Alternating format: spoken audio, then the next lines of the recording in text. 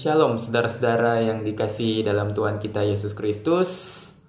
Hari ini saya membawakan sebuah presentasi sederhana mengenai inkarnasi Yesus Kristus. Pertama-tama, jika kita ingin mengetahui mengenai inkarnasi Yesus Kristus, kita akan sama-sama berpacu kepada ayat firman Tuhan yang berbicara mengenai inkarnasi Yesus.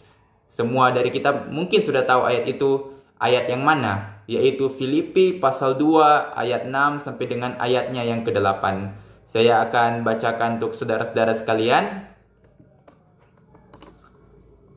Yang walaupun dalam rupa Allah tidak menganggap kesetaraan dengan Allah itu sebagai milik yang harus dipertahankan, melainkan telah mengosongkan dirinya sendiri dan mengambil rupa seorang hamba dan menjadi sama dengan manusia. Dan dalam keadaan sebagai manusia, ia telah merendahkan dirinya dan taat sampai mati, bahkan sampai mati di kayu salib. Jika kita berbicara mengenai inkarnasi Yesus, maka hal itu tidak akan terlepas dari yang namanya Konsili Kalsedon. Dalam pandangan Athanasius, Yesus Kristus itu adalah Allah dan manusia. Itu seperti Yesus itu adalah pribadi yang adalah Allah dan manusia sekaligus ada padanya. Yesus yang sebenarnya adalah Allah tetapi rela merendahkan dirinya dan menjadi sama dengan manusia. Detik di mana dia memilih untuk menjadi sama dengan manusia, maka dia mengadopsi kemanusiaan itu sendiri. Jadi menurut Athanasius, Yesus adalah Allah dan manusia. Kedua natur ini tidak terpisahkan daripadanya, namun juga tidak bercampur baur. Jadi kedua natur ini benar-benar ada padanya. Ada yang berkata Yesus adalah 100% Allah dan Yesus adalah 100% manusia. Pandangan yang seperti ini juga bisa dibilang adalah pandangan yang benar.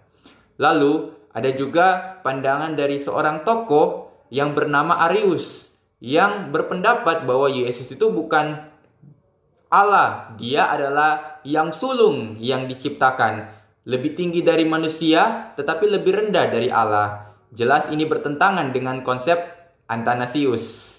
Kemudian ketika kita bicara mengenai inkarnasi Yesus, maka ada pandangan pertama yang berkata bahwa Yesus berinkarnasi karena dosa manusia. Kebanyakan dari kekristenan yang ortodoksi meyakini hal yang seperti ini, bahwa Yesus berinkarnasi karena dosa manusia. Jadi ketika manusia tidak berbuat dosa, maka Yesus tidak berinkarnasi. Jadi kurang lebih seperti itu pandangan ini. Kemudian ada pandangan kedua atau pandangan dari Ordo Fransiskan yang dilanjutkan oleh Bonaventura dan pengikut-pengikutnya. Pandangan itu berkata seperti ini: inkarnasi Yesus merupakan peristiwa yang direncanakan Allah sejak mulanya. Jadi sekalipun tidak ada dosa, Yesus akan tetap berinkarnasi.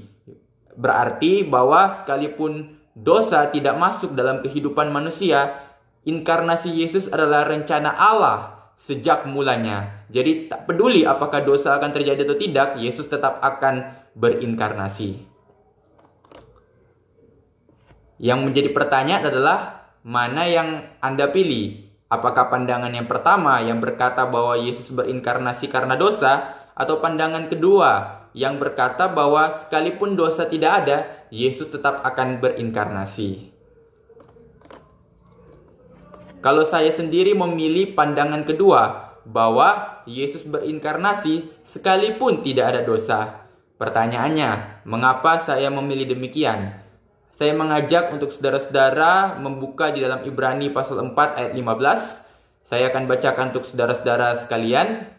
Sebab imam besar yang kita punya bukanlah imam besar yang tidak dapat turut merasakan kelemahan-kelemahan kita. Sebaliknya sama dengan kita, ia telah dicobai hanya tidak berbuat dosa.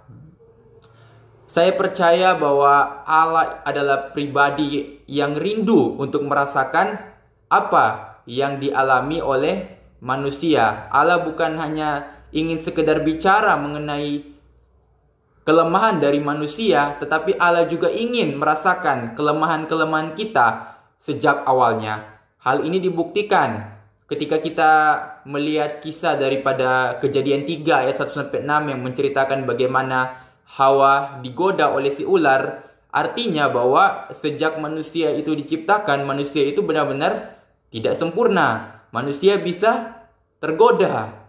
Oleh sebab itu, jika Allah tidak ikut untuk merasakan yang namanya digoda, berarti Allah tidak mengerti dong apa yang dirasakan oleh manusia. Allah hanya berkata-kata saja bahwa kamu jangan lakukan ini, kamu jangan lakukan itu. Tetapi Allah tidak pernah merasakan sendiri apa yang dialami oleh manusia. Dan perlu diingat bahwa peristiwa Adam dan Hawa ini adalah peristiwa yang terjadi sebelum manusia jatuh ke dalam dosa. Jadi sangat koheren, sangat kompatibel jika kita mempercayai pandangan ini.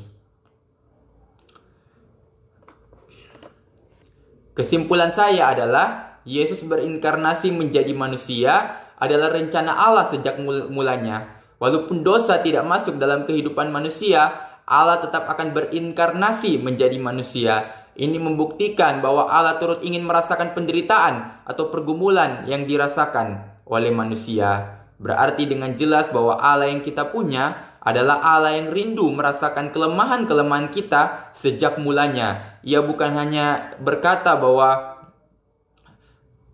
kamu jangan melakukan ini, kamu jangan melakukan itu, tetapi dia juga ikut merasakan apa yang dialami oleh manusia. Yaitu ketika Yesus datang ke dunia menjadi manusia, dia merasakan rasanya digoda. Pencobaan 40 hari di padang gurun telah membuktikan bahwa Yesus sekalipun digoda dalam keadaannya sebagai manusia, ia tetap bisa untuk taat kepada Allah.